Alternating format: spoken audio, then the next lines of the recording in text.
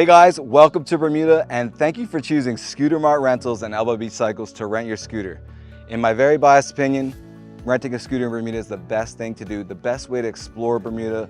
Go and check out all the little coves, all the little restaurants, make your own itinerary. My job is to make sure that you stay safe out there on the roads and have a great time. So, first I'm gonna go over the controls of the vehicle. The most important thing I always say is we drive on the left-hand side of the road. That's the big one. What we're gonna do now is make sure you got your helmet done up, it's nice and tight, and then we're gonna do a quick test ride with you guys. Our instructors out there will do that in person with you just to make sure the controls are good and you know how to work the vehicle. Let's go over the actual vehicle and the different controls we have on the scooter. So we have two options, the basic moped and the large moped. Remember, these are 50cc scooters. That is Bermuda law. So we cannot legally rent out anything, or anyone cannot rent out anything that's over 50cc. That's the engine size. So we've maximized the power for a 50cc engine, but you're still gonna be going a bit slower than traffic because we just have smaller engines, because that's the law. So with the same 50cc engine, we have the basic moped. It's a bit of a smaller vehicle, better for one person. With two people, it's gonna be a bit tight. And then we have the large moped, which is much better for two people, although remember we have the bigger wheel diameter with the same power. So when you have that bigger diameter, it's a much smoother ride, much more comfortable. I would prefer it, but it's less torque, right? The same engine is turning over a bigger wheel, so going up hills, you're gonna be going a little bit slower. As long as you're patient and you're having fun, you'll be good. So on these scooters, the first thing is to turn on the actual bike by turning the key. When you turn it on, these gauges will turn on, and that's how you know the actual battery on the vehicle's on. Just like in a car, if you leave that key on, the battery will die. So don't leave the key in the on position ever. Now, to turn it on, make sure the battery's on, and then we're gonna hold a brake in and push that starter button. Now the actual engine is on, all right? You can hold either the left brake or the right brake, but you have to hold these brakes at the same time as you push that starter button there. Over on this side, we have the horn, high beams, low beams, and indicators. Indicators are really important. To turn the indicator on, we're going to flick this to the left. You'll see up here, when the indicator's on, the left indicator light will be flashing. To turn the indicators off, we just have to push this back in. And same to the right indicator light will flash, and then we just have to push that in to turn it off. This is really important because you often see a lot of rental scooters riding around with the indicators on. Unlike a car, they don't automatically turn off. So you have to push it in and manually turn it off. So guys, these bikes have two stands. Stands are where you put it on while you're in park. So the side stand, and then they also have a main stand, right? This one, you gotta kind of give it some elbow grease. And now that it's on the main stand, you don't have to use the side stand. What's important to remember is always, if this side stand is down, when you try to start the engine, it's gonna give you that sound like it's trying to start, but it can't. So if you hear that, remember to double check this side stand here. Once that's up, it'll let you start the bike properly. When you're leaving the bike unattended, whether you're at the beach or overnight, wherever it may be, turn the handlebars all the way to the left, and then you can push in on the keys and turn it to where you see the lock right there. So on these seats, you can store stuff underneath, whether it's your helmets or your bags, beach towels, whatever it may be. To get into the seat, put the key in the side there and turn it to the right. Now you can store stuff here. This is fuel, so if you ever run out of gas, you can go to any gas station. The gas stations are like every 5 minutes while you're driving around Bermuda. Top it up. These bikes might take $7 or $8 of gas. That's about it. You do not have to bring the bike back to us full of gas. The gas that's in there is all yours. You can bring it back to us empty if you want, although we'd appreciate it if you did bring it back full. It would be a nice gesture. And then these are the two brakes, okay? So back brake is on the left, front brake is on the right.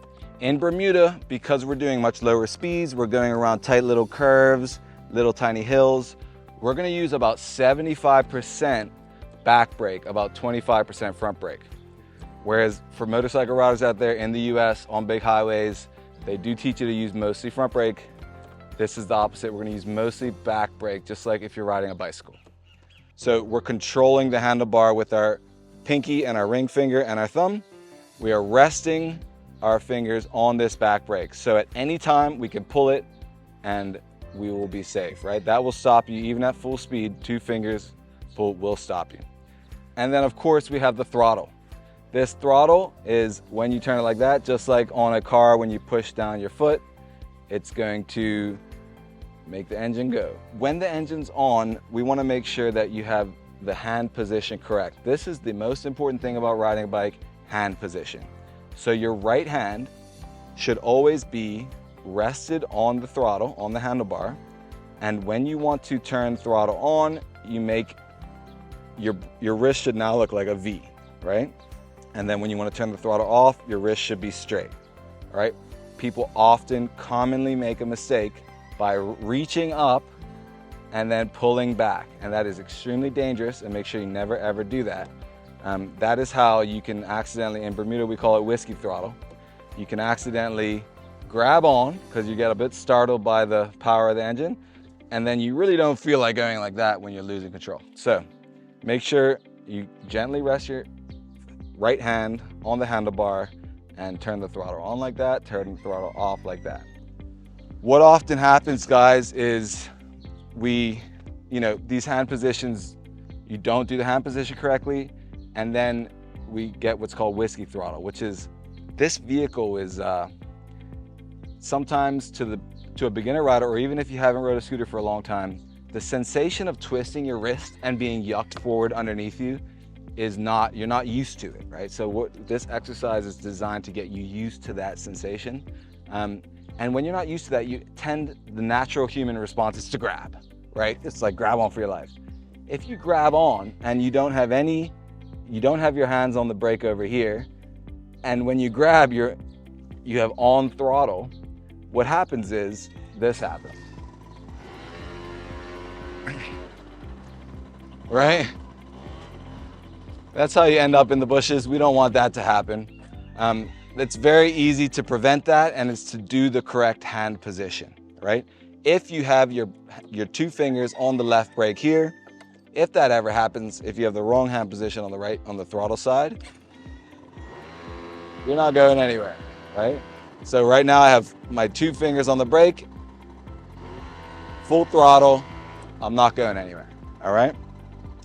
So this initial first exercise is designed to just really kind of connect the neurons in your brain and get you really used to the sensation of what happens when you do the throttle, what happens when you do the brake.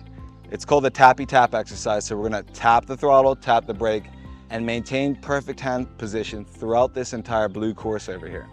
So we're gonna turn the engine on, hold a brake, and remember, well, my wife came from Florida, and when she first got on a scooter, she thought she was in a car. So she got on the bike like this and then toppled over. You're not in a car anymore. This is a bike. So this is how you do reverse with your feet, right? We don't have a reverse button on here. And for tight little turns, you should use your feet. That's how we park it. That's how we take tight turns at low speeds. So always remember, you can put your feet down. So part of this exercise is not only teaching you the throttle, teaching you the brake, also teaching you that you can walk this bike at any time throughout the course while you're riding it. So we're gonna turn the engine on, and at first we're just gonna alternate between tapping the throttle and tapping the brake, all right? And we're going to walk it with our feet around the blue course. So I'm gonna do a little tutorial here. Tap throttle, tap brake, tap throttle, tap brake. We call it the tappy tap exercise. Throttle brake, throttle brake.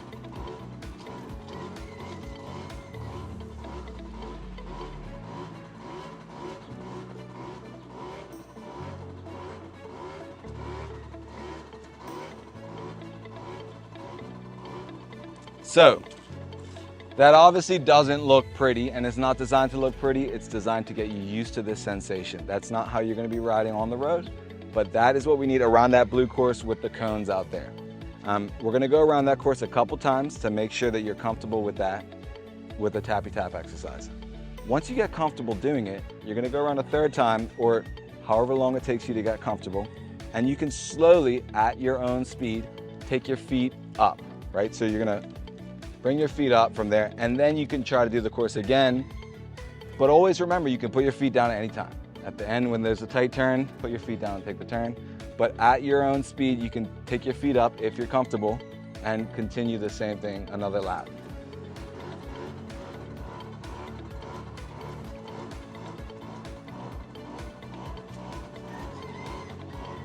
Tapping throttle, tapping brake, tapping throttle, tapping brake.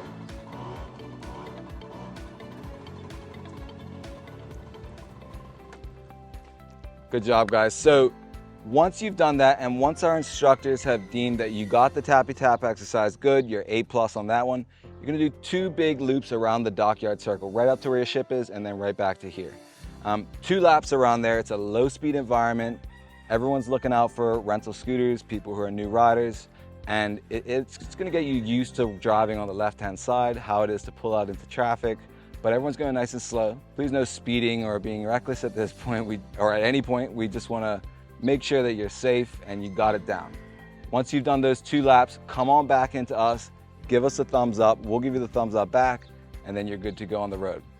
Guys, thank you, have a great time, be safe, and remember, we have multiple locations around Bermuda. We're open 7 days a week. We have a couple in Paget near Hamilton, the city. Actually, literally about 2 or 3 minutes before you get to Hamilton, the city center, you'll see our big, gigantic location on the left. It's got big Scooter Mart logos all over it, and it's super obvious. You can pull into there. They're open Monday through Saturday. They're happy to help you as well. Give us a call, 441-296-2300 if you have any questions, or visit our website. Have fun, guys.